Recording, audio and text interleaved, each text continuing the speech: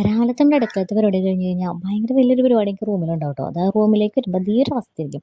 ഇതിനെ ഞാൻ റൂമാക്കി എടുക്കാൻ വേണ്ടി വളരെയധികം കഷ്ടപ്പെട്ടുകൊണ്ടിരിക്കുന്നു. അപ്പോൾ അതിനാദ്യം തന്നെ നമ്മുടെ റൂമിലത്തെ ജനലൊക്കെ തുറന്നിട്ട് എല്ലാ കാറ്റും വെളിച്ചൊക്കെ അകത്തേക്ക് കയറ്റി കഴിഞ്ഞാൽ തന്നെ ഒരു ചെറിയൊരു മാറ്റം സംഭവിക്കും. അങ്ങനെ ആ മാറ്റത്തിന് ശേഷം നമ്മൾ നമ്മുടെ ബെഡിലത്തെ അലങ്കോലപ്പെട്ട് കിടക്കുന്ന സാധനങ്ങൾ ഒക്കെ ഒന്ന് ഒതുക്കി പറക്കി വെക്കുക. അപ്പോൾ അതിൻ്റെ ഇടയിൽ തുണികളൊക്കെ ഒന്ന് മടക്കി വെക്കാം. അലമാര ഞാൻ തുറന്ന് കാണിച്ചിട്ടില്ല കേട്ടോ. കാണിച്ചെന്നാലേ എൻ്റെ അമ്മ കുടുംബത്തിലേക്കാണ്. അമ്മ ഇപ്പോൾ ട്രെയിൻ കയറി എറണാകുളത്തേക്ക് വരും. വേറെ ഒന്നുമില്ല, എന്നെ തല്ലിക്കൊല്ലാൻ വേണ്ടിയിട്ട്. കാരണം അമ്മ ഒതുക്കി തന്ന അലമാര ഇപ്പോൾ വളരെ ഭംഗിയായിട്ട് അലങ്കരിച്ചിരിക്കുന്നുണ്ട്. ആരോ പറഞ്ഞ് ഞാൻ കേട്ടിട്ടുണ്ട് കേട്ടോ, ഒരു റൂം ഭംഗിയായിട്ടിരിക്കാന്നാണെങ്കിൽ ഭയങ്കര നല്ലൊരു പോസിറ്റീവ് വൈബായിരിക്കും ആ റൂമിൽ ഉണ്ടാവാന്ന്. സംഭവം ശരി, എനിക്ക് പല പ്രാവശ്യം തോന്നിയിട്ടുണ്ട്. പിന്നെ നീറ്റായിട്ട് ഇരിക്കുന്ന സമയത്ത് എനിക്ക് കിടന്ന് ഉറങ്ങാൻ തോന്നിക്കാറുണ്ട്. എൻ്റെ ഒരു പോസിറ്റീവ് വൈബ് എന്ന് പറയുന്നത് ഉറക്കമാണ്. ഉറക്കം എനിക്കൊരു വീക്ക്നെസ് ആണ്. ഇപ്പോൾ നടക്കാത്ത കാരണം നമുക്ക് ബാക്കിയുള്ള കലാപരിപാടികളിലേക്കാണ് കിടക്കാം.